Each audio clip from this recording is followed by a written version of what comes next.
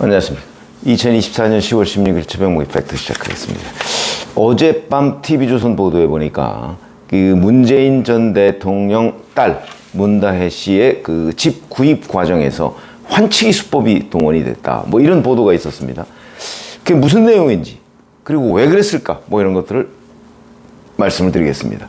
문다혜 씨가 이제 서울 양평동에 있는 그 집을 하나 샀는데, 그거는 2018년 7월에 그 구기동 빌라를 5억 1천만 원에 팔았거든요. 팔고 나서 거기다가 2억 5천만 원을 보태서 2019년 5월, 그러니까 그 이듬해 5월에 양평동 집을 산 겁니다. 근데 잘 생각해 보시면 그 중간에 2018년 7월 구기동 빌라를 팔 때, 이때 보면 그 시점에 다혜 씨의 남편 서창호 씨가 타이이스타젯에 취업을 합니다. 그러니까 남편이 타이이스타젯에 취업을 하자마자 구기동 빌라를 팔고, 그리고 나서 한 10개월쯤 뒤에 2억 5천만 원을 보태서 양평동 집을 산 거죠. 자, 그런데 이제 2018년 7월에 남편이 취업을 했으니까 그 취업에 타이이스타젯 전무로 대략 뭐 한 월급을 800만 원쯤 받았다, 지금 이렇게 얘기를 하거든요. 그걸 다 모아도 한 9천만 원 정도, 뭐 1억이 안 됩니다. 그런데 2억 5천만 원을 보탰다면 적어도 1억 5, 6천만 원 정도가 어디서 났다는 얘기가 되는 거죠. 집을 판 거 외에 그 정도의 현금이 어디 있었다는 얘기가 됩니다. 근데 이제 이게 2억 5천만 원이라는 조달을 어디서 했느냐, 뭐 이런 것들이 이제 이런저런 문제가 되고, 뭐 태국에서 생활비도 썼을 테니까. 그러면 결국 왜 그럴까? 근데 현재 전주지검에서 조사한 걸 보면 경호원을 통해서, 다혜 씨가 경호원을 통해서 태국 현지에 있는 환치기 업자를 접촉을 했다는 거죠. 그래서 바트화, 태국이 그 화폐 단위가 바트화 아닙니까? 그러니까 자기가 바트화를 그 환치기 업자한테 주고, 이 업자가 한국에 무슨 연결된 사람이 있을 거 아니겠습니까?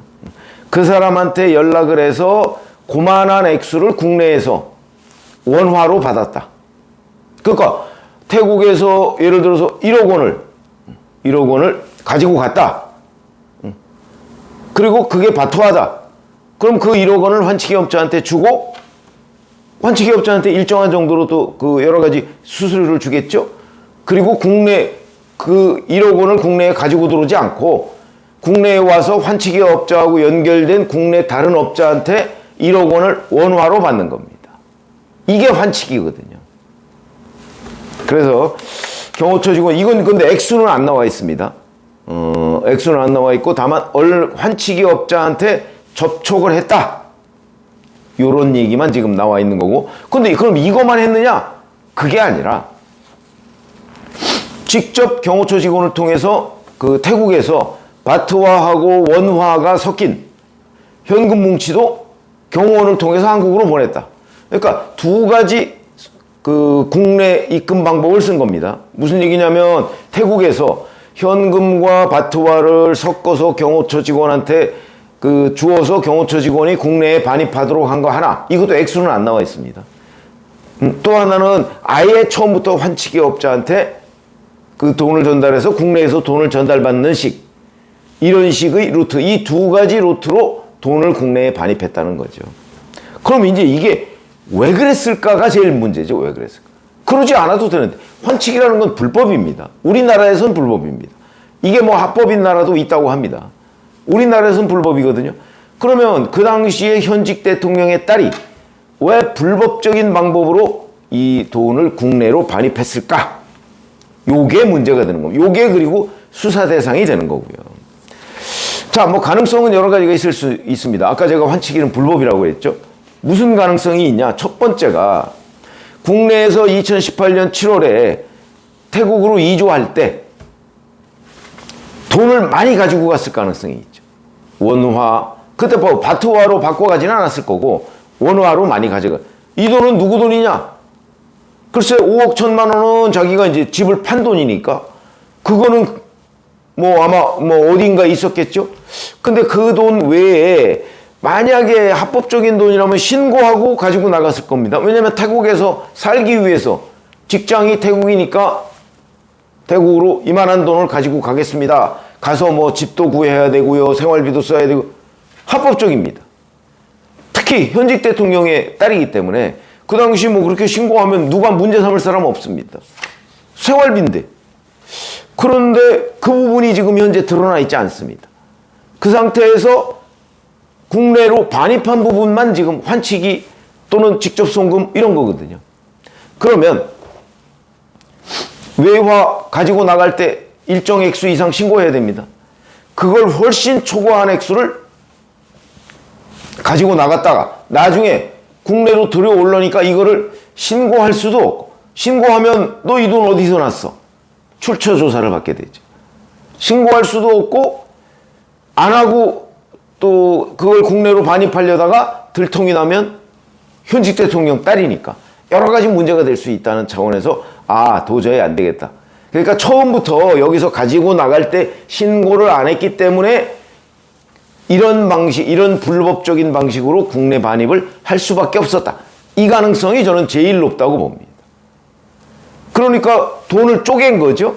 자기가 국내에서 처음에 가지고 나갔던 원화를 바트화로 바꿔서 환치기, 또는 바트화하고 원화, 자기가 가지고 있던 원화하고를 섞어서 경호원을 통해서 반입. 근데 경호원을 통해서 반입한 거는 뭐 그거는 문제가 안 될 정도의 액수를 반입을 했겠죠. 그리고 바트화는 이게 액수가 크니까 이거는 환치기. 이렇게 했을 가능성이 저는 가장 높다. 물론 그렇다고 해서 그 액수가 어마어마한 액수다, 이렇게까지 생각하기는 어렵죠. 그렇게는 어렵지만 여하튼 그게 몇억 단위라도 뭐 1억 단위 또는 뭐 2억 5천만 원을 보태서 집을 샀으니까 2억 5천만 원 이내의 그 정도 단위라도 이걸 신고를 하고 돈이 왔다 갔다 해야 되는데 신고를 안 하려니까 환치기 수법을 동원할 수밖에 없었던 것이 아닌가, 그런 거죠. 거기다가 그 액수가 커지면 또 자금 출처 뭐 이런 것도 국세청에서 따집니다. 그러니까 이런 여러 가지 피곤한 문제가 생기니까 차라리 불법적인 방법으로 국내 반입을 하자, 이렇게 생각을 했던 것이 아닌가. 그래서 이렇게 보입니다. 단순히 그냥 어떤 국내 반입의 편의성 때문에 환치기 수법을 동원한 것으로 보이진 않습니다. 뭔가를 숨기기 위해서, 그게 이제 뭐 탈세 목적일 가능성도 있고, 아니면 국내에서 외국으로 나갈 때 가지고 간 돈, 아까 제가 말씀드린 그걸 다시 반입하려니까 이제 여러 가지 문제가 생길 가능성이 있다. 이거를 덮기 위해서. 그것도 결국은 신고를 안 하고 가지고 난 거니까 외국환관리법 위반입니다.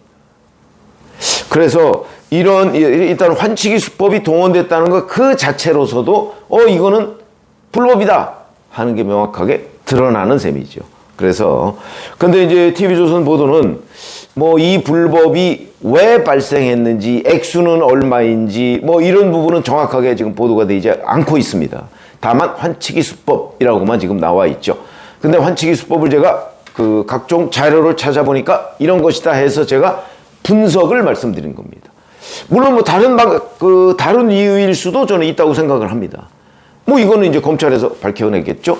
왜 환치기를 수법을 동원했느냐 하는 거는 이제 문다혜 씨한테 검찰이 불러서 직접적으로 물어봐야 될 텐데, 지금 문다혜 씨는 뭐 음주운전 혐의로 지금 그 소환 조사를 앞두고 있기 때문에 그거는 뭐 음주운전 혐의는 경찰에서 조사할 거고요. 서울 용산경찰서에서 조사할 거고, 이 부분은 이제 전주지검에서 조사를 할 텐데, 뭐 아직까지 뭐 추석 끝나고 난 뒤에 곧바로 소환할 것이다 뭐 이런 얘기들이 많았는데, 어제 뭐 백원호 전 민정비서관 압수수색하고 뭐 이런 걸 보면 아직도 검찰의 수사가 뭐 그렇게 대단히 많이 진전된 것 같지는 않습니다.